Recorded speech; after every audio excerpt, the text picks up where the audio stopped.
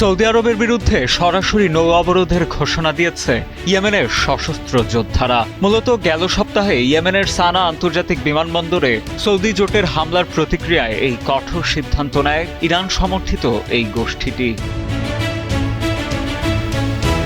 কাতার ভিত্তিক সংবাদ মাধ্যম আল জাজিরার এক বিশ্লেষণধর্মী প্রতিবেদন বলছে, 2015 সাল থেকে চলে আসা ইয়েমেনের সংঘাতে এটি একটি নতুন এবং উদ্বেগজনক মোড়। ইয়েমেনের এই সশস্ত্র যোদ্ধাদের দাবি, গত 13 বছর ধরে সৌদি নেতৃত্বাধীন জোট তাদের ওপর অনেক অবরোধ ও নিষেধাজ্ঞা চাপিয়ে রেখেছে। এখন তারা সেই অবরোধেরই পাল্টা জবাব দিচ্ছে। গোষ্ঠীটির নেতৃত্ব হুঁশিয়ারি দিয়েছে, সৌদি আরবের যে কোনো পদক্ষেপের কঠোর ও চূড়ান্ত জবাব দিতে তারা পুরোপুরি প্রস্তুত।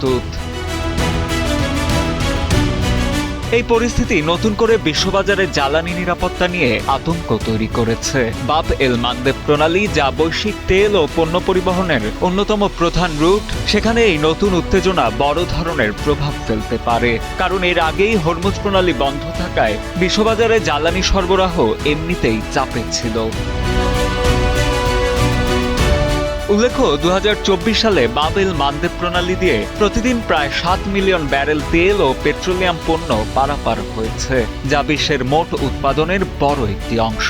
সৌদি আরবের পূর্ব পশ্চিম পাইপলাইন বা পেট্রোলাইন ব্যবহার করে যে তেল ইয়ানবু বন্দরে আনা হয়, তা এই বাব এল মানদেব রুট দিয়েই এশিয়া সহ বিভিন্ন বাজারে পৌঁছায়।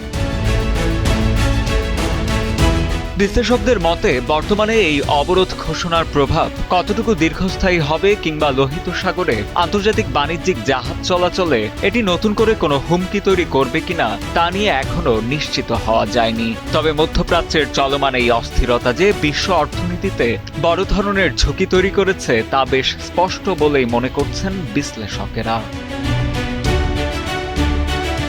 সাজিদা আনিল, ডেস্ক রিপোর্ট, সময় আলো।